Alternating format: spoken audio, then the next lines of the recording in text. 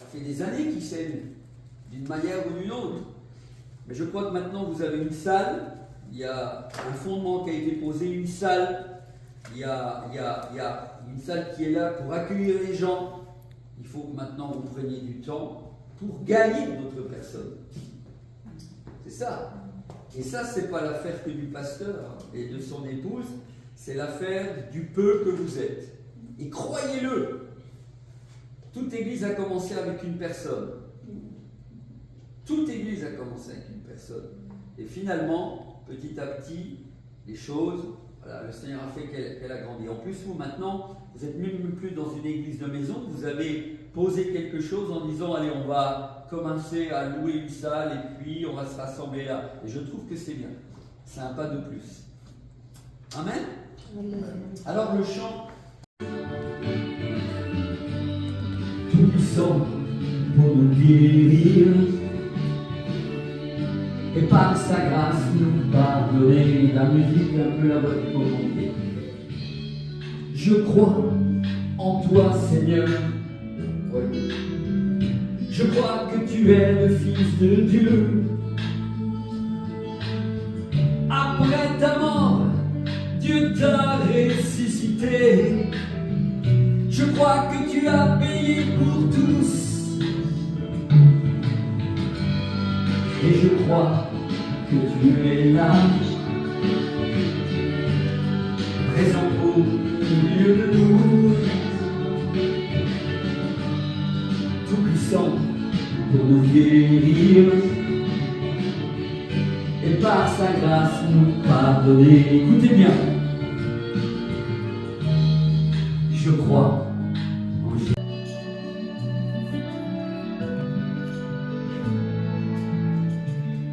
Je crois en Jésus. Je crois qu'il est le Fils de Dieu. Je crois qu'il est mort et ressuscité. Présent au milieu de nous. Tout-puissant pour nous guérir et par sa grâce nous pardonner. La musique est un peu la voix du commenter. Je crois en toi, Seigneur. Ouais. Je crois que tu es le Fils de Dieu. Après ta mort, Dieu t'a ressuscité. Je crois que tu as payé pour tous. Et je crois que tu es là, présent au milieu de nous, tout-puissant pour nous guérir et par sa grâce nous pardonner. Écoutez bien. Je crois en Jésus. Je crois qu'il est le Fils de Dieu.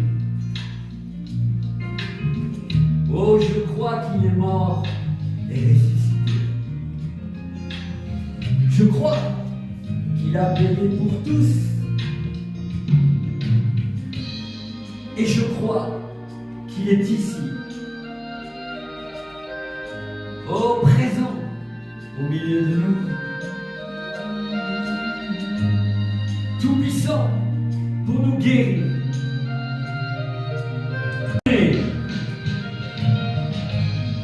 Et je crois que tu es là, présent au milieu de nous, tout puissant pour nous guérir.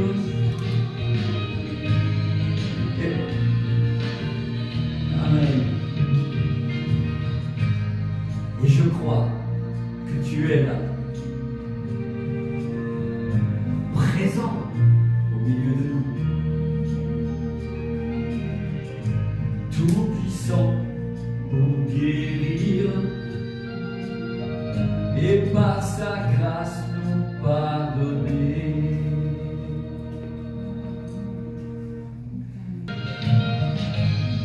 Et je crois que tu es là, présent au milieu de nous, tout puissant pour nous guérir.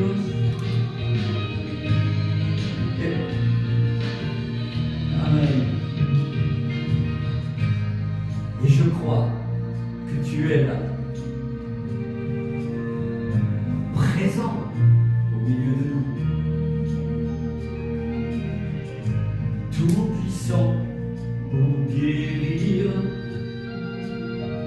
et par sa grâce nous pardonner. Je vous invite. Il se réjouit dans la nuit avec son harmonica.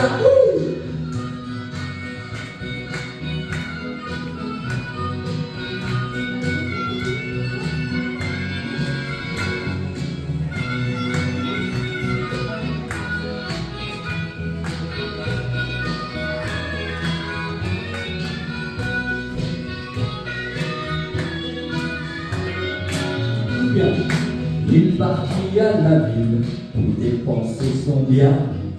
Il est tout tranquille jusqu'à ce qu'il n'ait plus rien.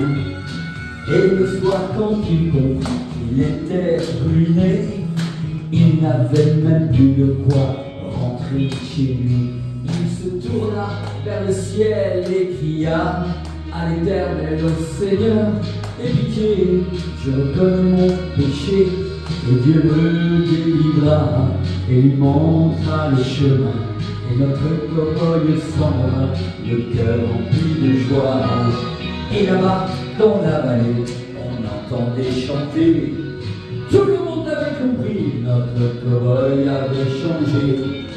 Il disait que son trésor avait rempli son cœur. Et tous les villageois entendaient dans la vallée le son de l'harmonica. Et tous les villageois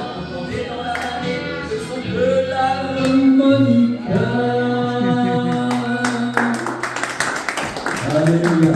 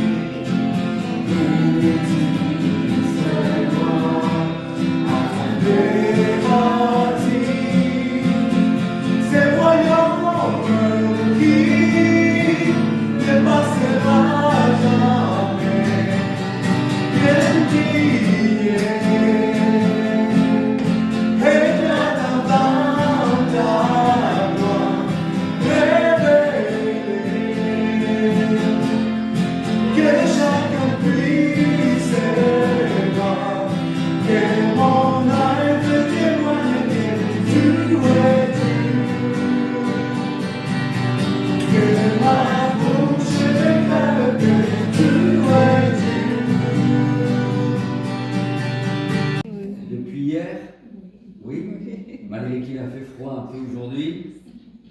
Alléluia. En tout cas, nous, on est contents d'être là avec le pasteur Martin, son épouse Philo.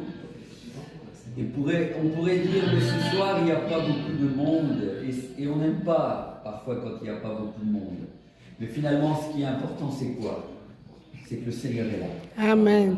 Est-ce que vous le croyez vraiment? Amen. Moi, je crois que le Seigneur est là. Parce que c'est la parole de Dieu qui le déclare et qui nous dit quoi? Que là où deux, trois sont assemblés en son nom, alors il promet sa présence. Amen. Et ça, il faut que notre esprit Et notre mental y adhère. Parce que comme je disais, on n'aime pas être pas beaucoup. Mais en fait, l'église, c'est le début de quelque chose. Pas être beaucoup, c'est le début de quelque chose. Et ce soir, je veux vraiment vous encourager les uns et les autres tout à l'heure au travers, parce que je crois que le Seigneur a mis sur mon cœur que notre travail, c'est dit, n'est pas avant lui. La Bible le dit, ça. Notre travail n'est pas avant lui. Pourquoi c'est pas mal? Parce que ce que nous faisons pour lui, un jour aura une récompense dans le ciel. Et ce qui est important, c'est ce que le Seigneur voit que tu fais, que je fais. Amen. Amen. On pourrait se dire, aujourd'hui on a distribué, on est allé dans les maisons, on a distribué des cadeaux, on a invité les gens, et puis finalement, apparemment, voilà, personne n'a bougé, personne n'est venu. Peu importe, on a semé. Et c'est ça qui est important. Et après notre départ, vous devrez continuer à semer. Parce que si vous voulez que votre église grandisse, il faut continuer à semer. Et nous, on est là pour juste un temps vous encourager. Et puis finalement, nous repartons. En tout cas, moi, je repars ailleurs. Et pour ma part, je vais de nation en nation.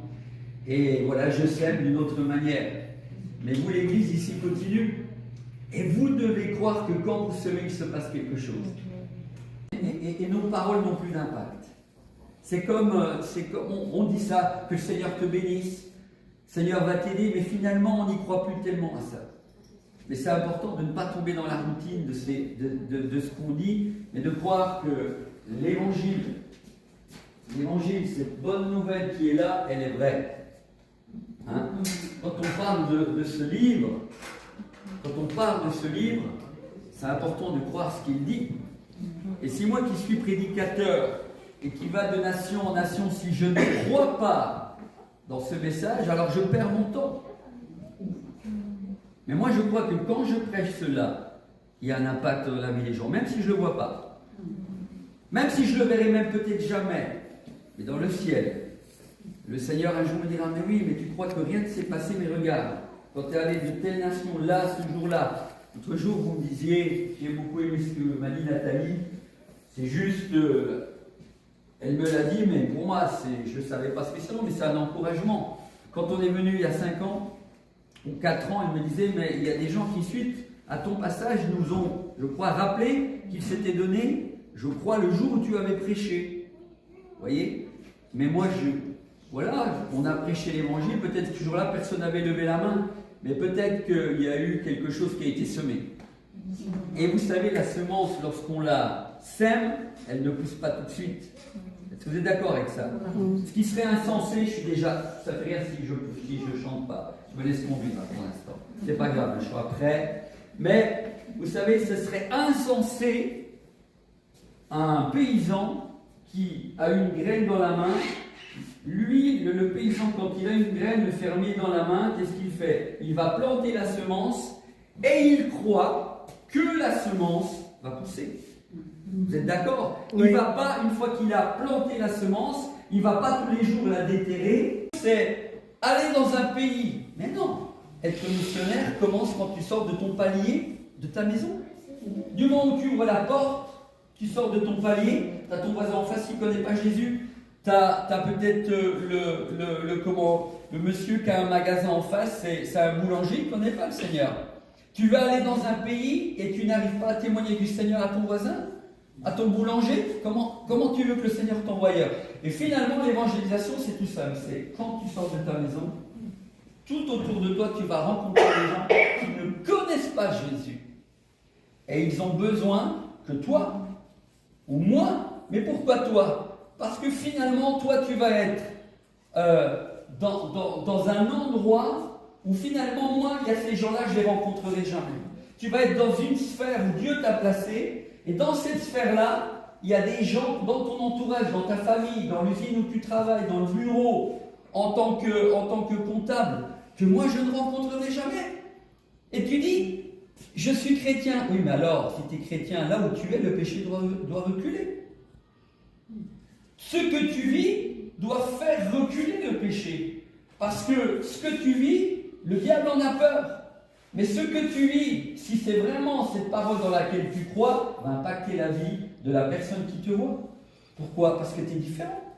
Pourquoi tu es différent? Parce que tu es quelqu'un de bien, parce que tu es quelqu'un qui a quelque chose de particulier. Oui, tu es quelqu'un de particulier parce que Dieu a mis l'Esprit de Dieu en toi. Et cet Esprit de Dieu en toi vit cette parole. Et finalement, quand tu vis cette parole, quand tu vas témoigner aux gens, elle va avoir un impact. Ce mot, Jésus t'aime, il y a des gens quand tu leur dis, et quand ça sort qui à un moment donné, on dit ce sont des chrétiens.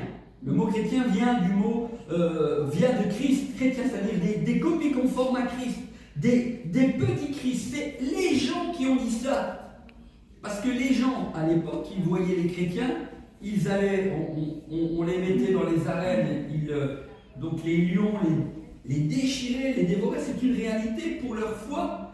Et ils voyaient qu'ils allaient à la mort, mais en glorifiant le Seigneur.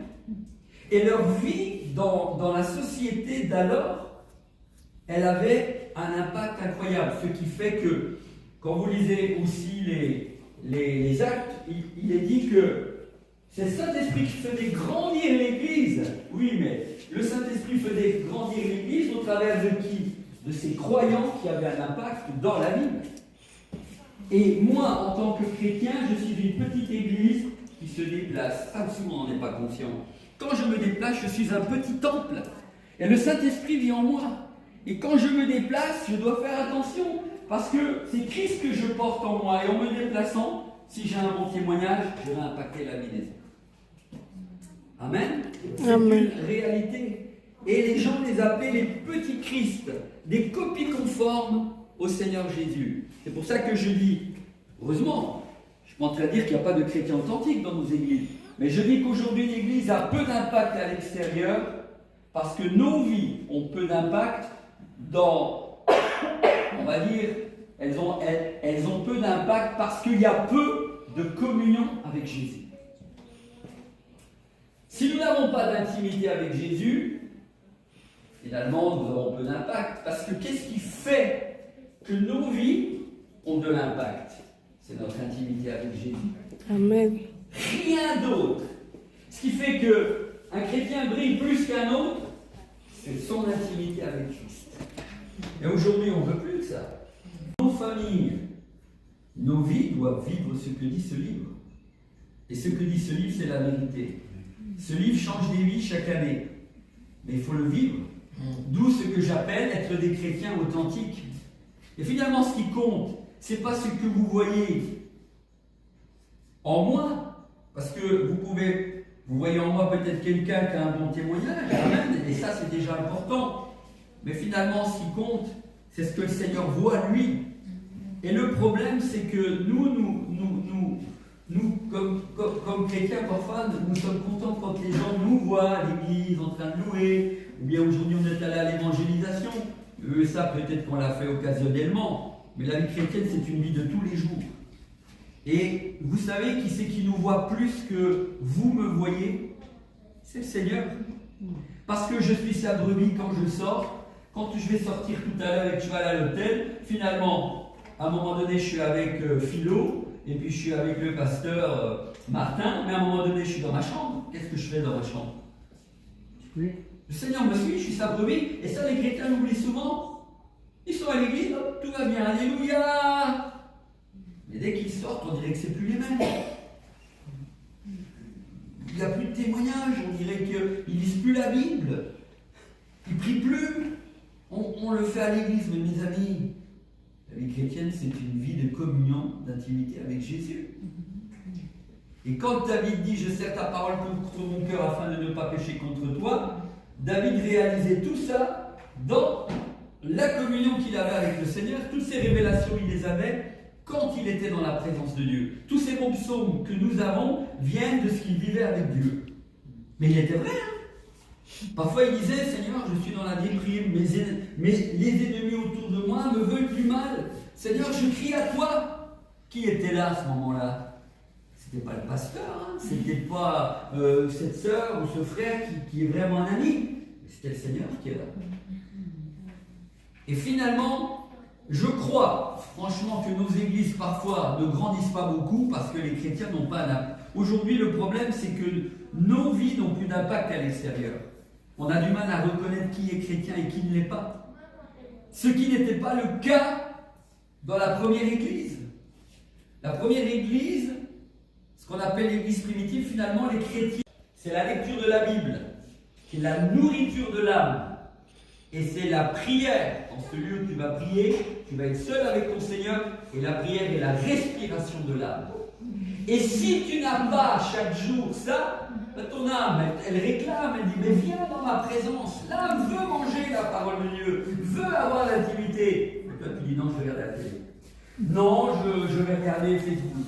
Non, j'ai encore des messages à regarder. Non, et puis finalement ta soirée a passé et tu n'es pas allé dans le Seigneur.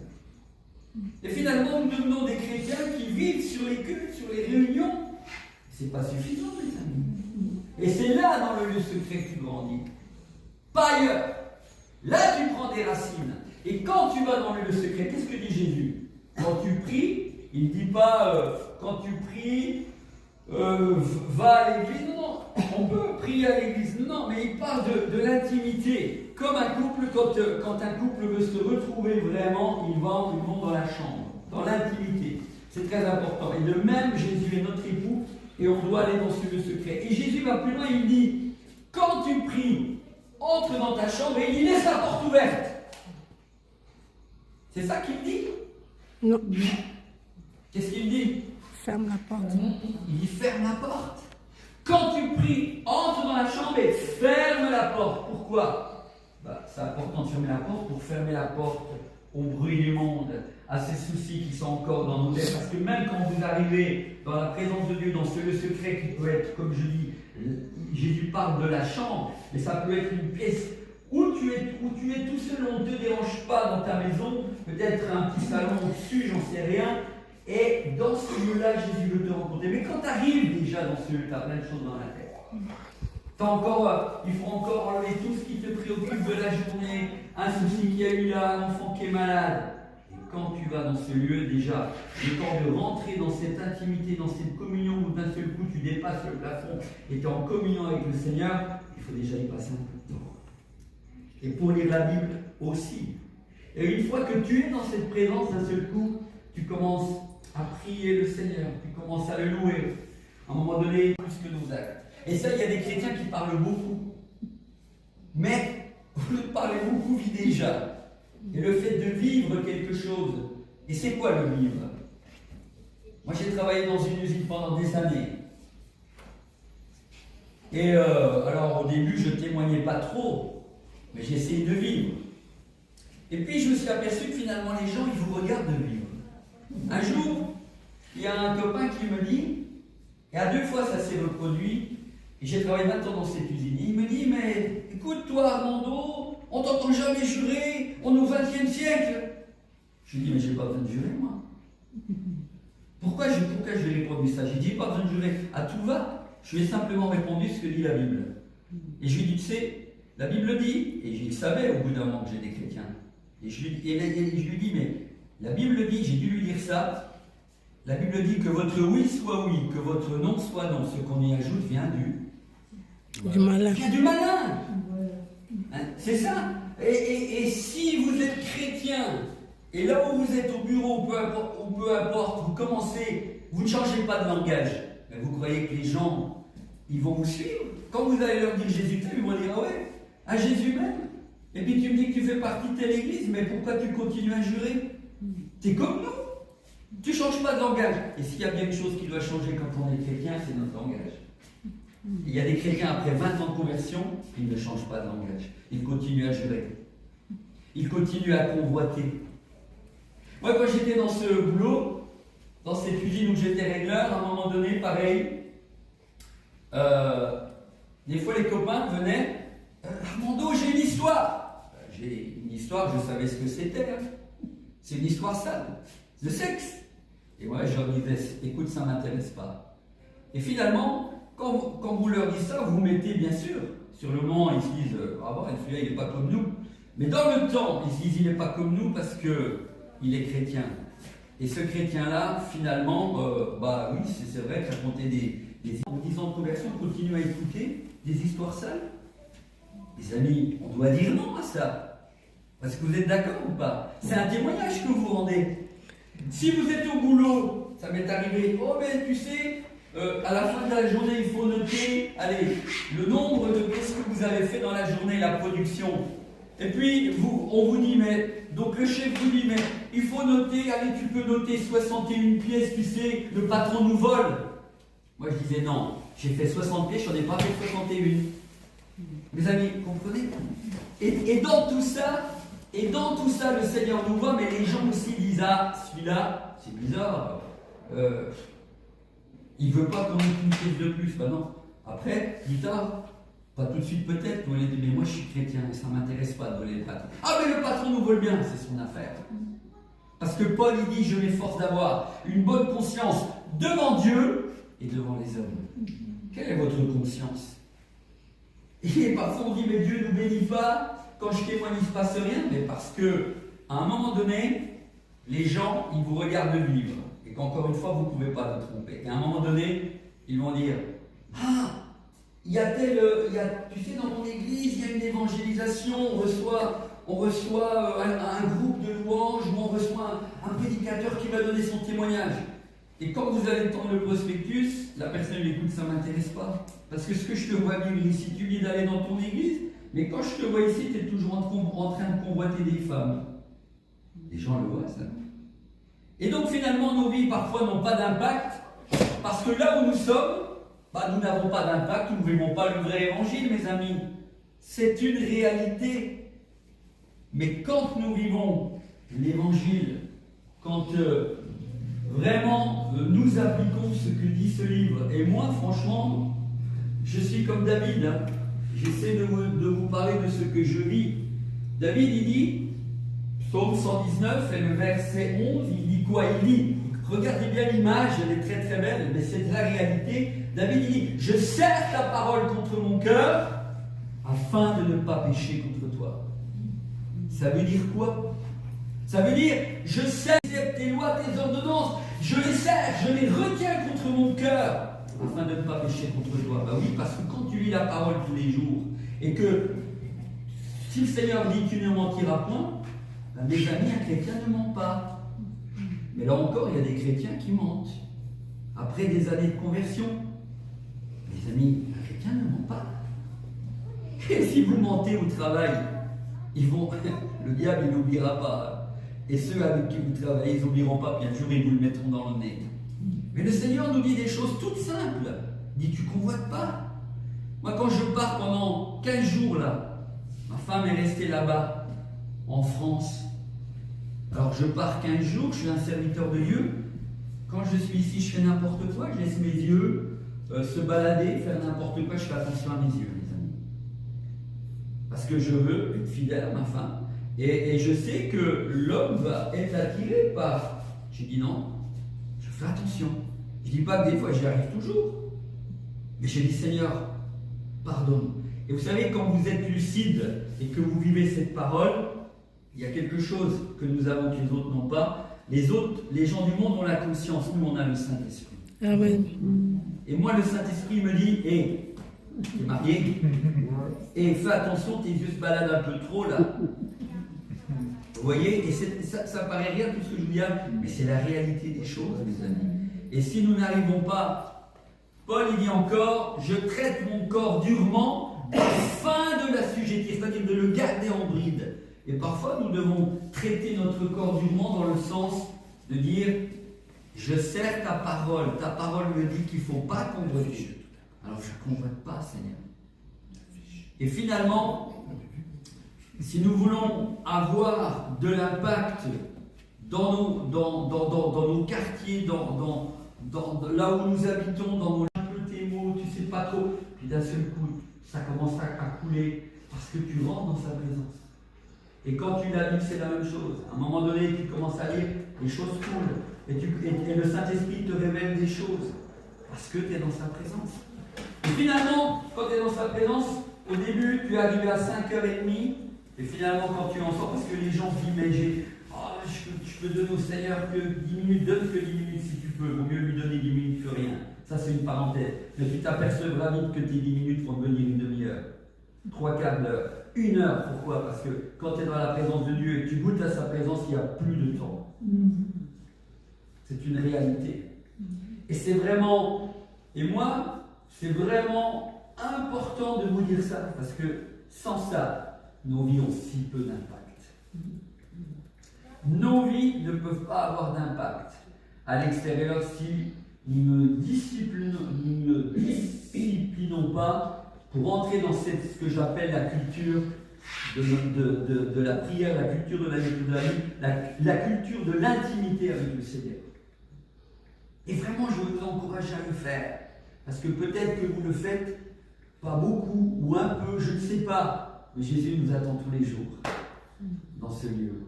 Et quand vous rentrez dans ce lieu, alors, vous savez ce qui se passe dans ce lieu? Il y a des gens aussi qui quand on parle avec des chrétiens, où les chrétiens voient des gens qui sont un peu bénis ou plein d'onction. Je dis, tu sais, c'est quand tu vas commencer à rentrer dans ce lieu que le Seigneur va commencer à te donner peut-être des révélations. C'est donc quand tu rentres dans ce lieu que tu vas commencer à avoir une onction particulière. C'est quand tu vas commencer à rentrer dans ce lieu que d'un seul coup tu vas gagner des victoires parce que tu apportes au Seigneur telle difficulté que tu vis, telle maladie que tu vis, tel problème que ton copain de boulot a. Et d'un seul coup tu vois que le Seigneur en priant te donne des victoires. Et plus tu passes du temps, plus finalement, quand tu parles du Seigneur et quand tu témoignes de lui, tes paroles ont un impact. Parce que de là vient l'onction. De là, cette présence que tu vis avec Jésus, elle va t'illuminer à l'intérieur. Et finalement, quand tu parles de lui, il y a une onction particulière sur ta vie. Moi, ça m'est arrivé, des fois, je vous donne ce témoignage de passer du temps avec le Seigneur. Alors, des fois, j'ai un lieu secret quand vous dites quelque chose. Alors, le Saint-Esprit vous suit. Et des chrétiens forts, c'est des chrétiens qui prient. Les chrétiens qui savent écouter la voix, c'est des chrétiens qui prient. Et c'est tellement important. Tellement. Et quand vous allez goûter à ça, vous allez voir. Vous aurez envie d'y aller beaucoup plus souvent peut-être que maintenant. Parce que ce n'est pas dans notre culture. Ce n'est pas dans notre culture de vouloir aller dans la présence de Dieu. Mais plus vous y allez, plus vous aurez envie d'y rester. Et vous allez devenir des chrétiens pleins de foi. Votre foi va augmenter. Vous allez impacter la vie de ceux qui sont simplement autour de vous. Vous allez leur faire du bien. Parce que vous êtes près de Jésus. Amen. Plus nous sommes près de Jésus, plus nous pouvons avoir de l'impact autour de nous. Amen. Amen. Amen. Soyez bénis. Allez. Et nous, la puissance, c'est Jésus. Et si tu veux être relié à lui, c'est dans le lieu secret. Si tu veux impacter des vies, si tu veux avoir de l'onction, c'est dans le lieu secret. Encore une chose, si vous avez lu des livres de Georges Muller, des témoignages extraordinaires, cet homme a nourri des milliers d'enfants donc, qui étaient orphelins. Il avait des maisons pour pouvoir les recueillir, etc. Cet homme, quand il priait, quasiment dans les minutes, dans l'heure qui suivait, Dieu répondait à ses prières. Quel était le secret? Lisez un peu la vie de cet homme. Le secret, c'était qu'il priait énormément, dans le secret de sa chambre, juste à côté de son lit. Et finalement, on a retrouvé après sa mort l'endroit où il priait là, juste à côté de son lit. Eh bien, il y avait les marques de ses genoux et les planches étaient usées. Tellement cet homme priait. Mais comme je vous dis, quand il priait, pratiquement dans l'heure, dans les minutes qui suivaient, Dieu répondait à ses prières. Et il a pu nourrir ses milliers d'enfants, acheter des maisons pour eux, etc. Des orphelinats, tout ça. Pourquoi? Le secret, la prière. Le secret pour qu'une église grandisse, la prière. Le secret pour qu'une église soit forte, c'est des chrétiens qui prennent du temps avec Jésus. Vous croyez? Si je reviens d'ici, je ne sais pas combien de temps, si on a le temps, si j'ai le temps de revenir, parce que je crois que Jésus est à la porte aussi. Et je vous en parlerai certainement demain matin, je pense, moins que le Seigneur conduise autrement, mais je crois que c'est pareil. Aujourd'hui, il nous faut être lucides. Parce que si nous avons une intimité avec Jésus, nous serons enlevés en un instant en éclat d'œil. Si nous ne sommes pas lucides, si nous n'avons pas, si nous ne veillons pas, nous ne serons pas enlevés. On verra peut-être demain. Et donc la force, c'est ça pour une église. c'est des chrétiens qui vivent une relation tout simplement personnelle avec Jésus. Amen. Amen. Cela fait de nous des chrétiens authentiques, des chrétiens qui sont lucides, des chrétiens qui, finalement, le Saint-Esprit, lorsqu'il parle, le Saint-Esprit les suit. Écoutez bien ce que je viens de vous dire.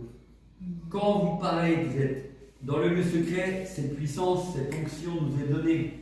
Il y a cette huile fraîche qui nous est donnée, renouvelée chaque journée pour s'occuper de ses enfants, pouvoir soutenir son mari, etc. etc.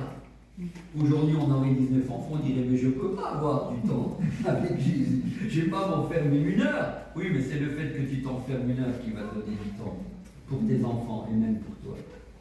Parce que, en fait, là, dans le lieu secret, tu gagnes du temps, tu n'en perds pas. Mais souvent, nous, dans notre esprit, souvent, quand il y a le moment où tu sais que tu dois venir devant le Seigneur, que tu dois avoir une intimité avec lui, que ce soit en tant que serviteur de Dieu, en tant que chrétien normal, dans ce lieu secret, où est-ce que nous commençons à enlever? Si nous avons beaucoup d'une journée bien remplie, finalement, où on va gratter, c'est là qu'on gratte. J'enlève du temps dans la prière, je ne vais pas prier et je ne vais pas lire la Bible. Mais ce n'est pas là qu'il faut gratter, c'est ailleurs. Amen.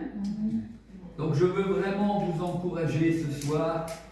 C'était pas du tout ce que j'avais prévu. C'était tout à fait un autre message, mais je crois que le Seigneur voulait ça pour vous. Amen. Et vraiment, je veux vous encourager ici à ne pas être simplement des chrétiens où vous êtes contents de vous retrouver. Alléluia, on est bien. Comment tu vas, ma soeur Nathalie?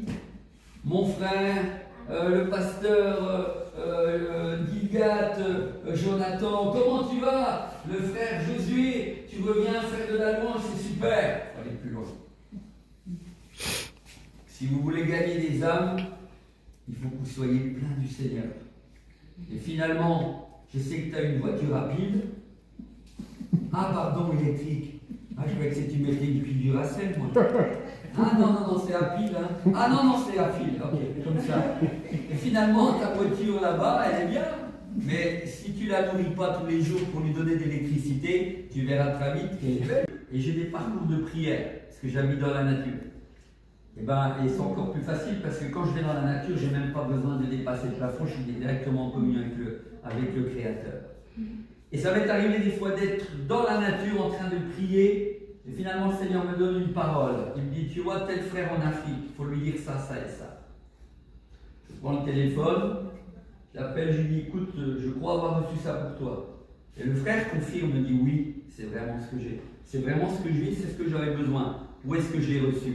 Dans mon intimité avec le Seigneur. Et c'est dans l'intimité avec le Seigneur que je reçois des victoires pour mes enfants, pour mon ministère. C'est là que je les gagne, et pas ailleurs. Et ça, c'est très important. J'aimerais vraiment vous encourager à cela. Encore un témoignage. Une fois, j'ai lu qu'un homme que j'aime beaucoup, c'est John Wesley. John Wesley, vous en avez entendu parler. John Wesley était un prédicateur des siècles du siècle, c'était 1700 et quelques. Et c'est lui qui, finalement, a fondé les églises méthodistes. Donc, il y a beaucoup d'églises encore méthodistes aujourd'hui. Et finalement, sa femme s'appelait Suzanne Wesley. Et un jour, j'ai lu la chose suivante. Sa femme avait environ, si j'ai bonne mémoire, 18 ou 19 enfants. Mais vous savez quelle était sa force à Suzanne Wesley? C'est que malgré qu'elle avait entre 18 et 19 enfants, si j'ai bonne mémoire, chaque jour, elle consacrait 1 heure au Seigneur. Et quand elle consacrait 1 heure au Seigneur, vous savez ce qu'elle faisait? Elle s'enfermait dans la chambre pendant 1 heure. Voilà le secret aussi de cette femme. Et pourquoi je dis ça? Aujourd'hui, vous savez, avec 3 enfants, c'est difficile, 2, mais quand elle en avait 18 ou 19 enfants, c'est ce que j'ai lu. Et je le crois, parce qu'avant, il y avait beaucoup d'enfants, c'est pas comme aujourd'hui. Mais cette femme, ce temps qu'elle passait avec le